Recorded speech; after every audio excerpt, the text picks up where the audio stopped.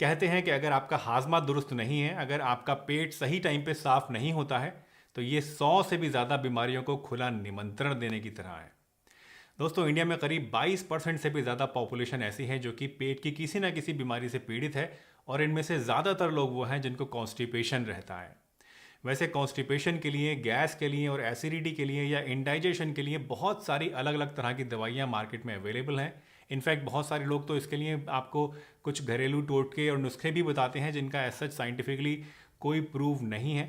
लेकिन उसके बावजूद आप इन चीज़ों को यूज़ करते हैं, बट अनफॉर्चुनेटली इनमें से ज़्यादातर चीज़ें आपको या तो कुछ फ़ायदा नहीं देती हैं, या फिर वक्ती तौर पे फ़ायदे देती हैं, या फिर कई बार आपको बजाय फ़ायदे के उल्टा नुकसान हो जाता है, और कई बार तो आप इसके ऊपर कंप्लीटली डिपेंडेंट भी हो जाते हैं। अगर आप इस तरह की परेशानियां फेस कर रहे हैं, अगर आपका डाइजेशन अच्छा नहीं रहता है, या अगर आपको कॉन्स्टिपेशन रहता है जो कि इन सभी चीज़ों की जड़ है, तो आज इस वीडियो में मैं आपको 3 बहुत ही ज़बरदस्त होम रेमेडीज़ बताने वाला हूँ। ऐसी चीज़ें बताने वाला हूँ जो कि पूरी तरह से आयुर्वेदिक हैं, सेफ़ हैं, और जिनको आप लॉन्ग टर्म आराम से इस्तेमाल कर सकते हैं, और इनसे आपको ना तो कोई साइड इफ़ेक्ट होगा और रिजल्ट्स भी आपको बहुत ही बढ़िया मिलेंगे। तो चलिए बिना किसी देरी के इस इंटरेस्टिंग वीडियो को शुरू करते हैं। मेरा नाम डॉक्टर सलीम है और आप देख रहे हैं आपका अपना यूट्यूब चैनल हेल्दी हमेशा।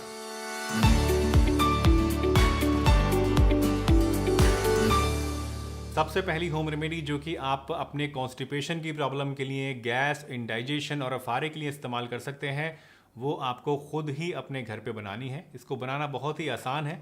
सिर्फ 5 से 7 मिनट के अंदर इस होम रेमेडी को आप आराम से बना सकते हैं और इस्तेमाल करना शुरू कर सकते हैं।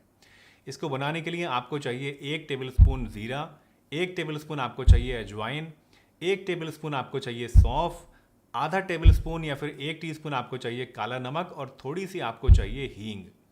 सबसे पहले आपको क्या करना है, आपको ज़ीरा और जो अजवाइन आपने ली है, इन दोनों चीज़ों को एक तवे के ऊपर डाल के अच्छी तरीके से रोस्ट कर लेना है। जब ये अच्छी तरीके से रोस्ट हो जाएं तो इनको आप तवे से उतारिए और एक ग्राइंडर के अंदर डाल दीजिए। ग्राइंडर अगर आपके पास नहीं है तो आप खरल के अंदर भी डाल सकते हैं। वैसे तो आजकल सभी जगह अवेलेबल है ग्राइंडर, तो उसके अंदर आप इसको डाल दीजिए, और इसके साथ आपको मिलाना है 1 टेबल स्पून जो सौंफ आपने ली है उसको। इन तीनों चीज़ों को ग्राइंडर में डालने के बाद आप अच्छी तरीके से पीसिए, और जब ये खूब अच्छा सा फाइन पाउडर बन जाए तो इसको आप निकाल के एक कांच के जार के अंदर रख लीजिए। इसके बाद आपको क्या करना है, आपको इसमें डालना है आधा टेबल स्पून काला नमक और थोड़ी सी हींग। इन पांचों चीज़ों को आप अच्छी तरीके से उस जार के अंदर मिक्स करिए, और उसके बाद उसका ढक्कन लगा के अच्छी तरीके से रख दीजिए।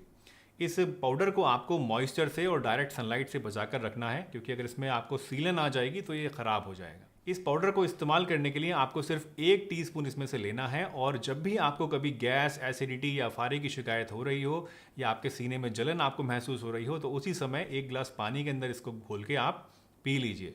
यकीन मानिए, इस होम रेमेडी को इस्तेमाल करने से चाहे आपको कितनी भी ज़्यादा गैस और एसिडिटी हो रही हो या फारा हो रहा हो, फ़ौरन 10 मिनट के अंदर आपको आराम मिलना शुरू हो जाएगा। अगर आपको क्रॉनिक प्रॉब्लम रहती है, यानी काफ़ी समय से आपको ये प्रॉब्लम चली आ रही है, तो आप इसको डेली भी इस्तेमाल कर सकते हैं, दिन में 1 टाइम। चाहे तो आप दोपहर का खाना खाने के बाद इसको ले सकते हैं, या फिर रात का खाना खाने के बाद इसको ले सकते हैं। इसके अलावा अगर आपको कॉन्स्टिपेशन की प्रॉब्लम रहती है, तो उस केस में आप इसको रात को सोते समय इस्तेमाल करिए, और 1 गिलास गुनगुने पानी के साथ इस्तेमाल कीजिए। अगर आपको इसको घोल के पीना अच्छा नहीं लगता है, तो आप ऐसे ही पाउडर फाँक भी सकते हैं और ऊपर से गुनगुना पानी पी सकते हैं। इससे सुबह ही सुबह आपका जो पेट है वो बिल्कुल एकदम साफ़ हो जाएगा, और दिन भर आप तरोताज़ा फील करेंगे। ये जो डोज़ आज मैंने आपको बताई है 1 टीस्पून, ये एडल्ट की डोज़ है। अगर आप बच्चे को देना चाहते हैं, यानी 12 साल से और 18 साल के बीच में अगर आपकी उम्र है, तो उस केस में आपको डोज़ आधी कर देनी है, यानी आधा चम्मच आपको ये इस्तेमाल करना है। 12 साल से छोटे बच्चों को इसको आपको नहीं देना है, और प्रेग्नेंट लेडीज़ को भी इसको आपको नहीं देना है। तीसरी चीज़ जो कि आप कॉन्स्टिपेशन के लिए और अपने पेट के अंदर इसके कारण से होने वाली गैस और एसिडिटी को कम करने के लिए इस्तेमाल कर सकते हैं, वो है दूध के साथ कैस्टर ऑयल को इस्तेमाल करना। दोस्तों, कैस्टर ऑयल एक बहुत ही तेज़ परगेटिव होता है, एक लैक्सेटिव होता है, जो कि आपके पेट को साफ़ करने का काम करता है। लेकिन ये इतना ज़्यादा तेज़ है कि हर कोई इसको इस्तेमाल नहीं कर सकता है, और दूसरी चीज़, आप इसको रेगुलरली इस्तेमाल नहीं कर सकते हैं। अगर आप ज़्यादा लंबे समय तक या रेगुलरली कैस्टर ऑयल को इस्तेमाल करेंगे, तो उससे आपकी आंतों के अंदर जो है वो ज़ख्म भी हो सकते हैं। तो रोज़ाना आपको इस्तेमाल नहीं करना है। किन लोगों को इस्तेमाल करना है? सिर्फ उन लोगों को इस्तेमाल करना है जिनके अंदर बहुत ही सीवियर टाइप का कॉन्स्टिपेशन रहता है। यानी कुछ लोग ऐसे मैंने देखे हैं जिनको हफ्तों हफ्तों मोशन नहीं होता है, या बिल्कुल पत्थर जैसी पॉटी आती है, तो ऐसे लोग इसको इस्तेमाल कर सकते हैं। हफ्ते में एक बार या मैक्सिमम 2 बार आप इसको इस्तेमाल कर सकते हैं। इसको बनाने के लिए आपको क्या करना है, आपको 1 ग्लास गर्म दूध लेना है और इस 1 ग्लास गर्म दूध के अंदर आपको मिलाना है 1 टीस्पून कैस्टर ऑयल और रात को सोते समय आपको पी लेना है इसे। इसको पीने से आपके जो हार्ड स्टूल्स होते हैं वो सॉफ्ट हो जाएंगे और आपका जो पेरिस्टाल्टिक मूवमेंट है आंतों का वो बढ़ने के साथ साथ आपका पेट आराम से सुबह साफ हो जाएगा। इसके अलावा अगर आप बहुत कमज़ोर हैं, यानी बॉडी वेट काफ़ी कम है, या फिर अगर आपकी उम्र बहुत ज़्यादा है, 60-65 साल से ज़्यादा आपकी उम्र है, तो उस केस में भी आपको कैस्टर ऑयल इस्तेमाल नहीं करना चाहिए। ऐसे लोग कैस्टर ऑयल की जगह देसी घी का इस्तेमाल कर सकते हैं, यानी 1 ग्लास दूध के अंदर 1 चम्मच देसी घी डाल के इस्तेमाल कर सकते हैं। उससे भी आपको पेट साफ करने में काफ़ी ज़्यादा मदद मिलेगी और जो साइड इफ़ेक्ट्स आपको कैस्टर ऑयल से आ सकते हैं वो नहीं आएंगे। दोस्तों, ये तीनों चीज़ें जो आज मैंने आपको बताई हैं कॉन्स्टिपेशन, गैस और एसिडिटी के लिए, चाहे वो जीरे वाला फार्मूला हो, चाहे वो वनसार गट रिलीफ हो और चाहे वो ये दूध और कैस्टर ऑयल वाला फार्मूला हो, इन तीनों में से आप कोई भी एक फार्मूला इस्तेमाल कर सकते हैं एक टाइम में। ऐसा नहीं है कि आपको सारी चीज़ें एक साथ ही इस्तेमाल करनी है। आप चाहे तो पहला फार्मूला यूज़ करें, चाहे तो आप वनसार गट रिलीफ यूज़ करें और चाहे तो आप ये तीसरा वाला फार्मूला कभी कभी इस्तेमाल कर लें। इसके अलावा अगर आप प्रेग्नेंट हैं, यानी अगर आप कोई लेडी हैं और आपको प्रेगनेंसी है, तो उस केस में आपको इनमें से कोई सा भी फार्मूला इस्तेमाल नहीं करना है।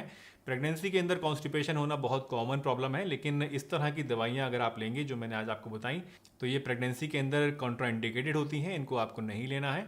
अगर प्रेगनेंसी की वजह से आपको गैस, एसिडिटी या फिर इंडाइजेशन या फिर कॉन्स्टिपेशन हो रहा है, तो उस केस में आपको तुरंत अपने डॉक्टर से बात करनी चाहिए जिनका भी आपका इलाज चल रहा है, और उनकी सलाह से ही आपको जो भी चीज़ है वो स्टार्ट करनी चाहिए। दोस्तों, मुझे उम्मीद है आज की ये वीडियो आपको ज़रूर पसंद आई होगी और इससे आपने कुछ ना कुछ नया ज़रूर सीखा होगा। अगर वीडियो अच्छी लगी हो तो इसे आप लाइक कीजिए, चैनल पर नए हैं तो चैनल को सब्सक्राइब कीजिए और इस वीडियो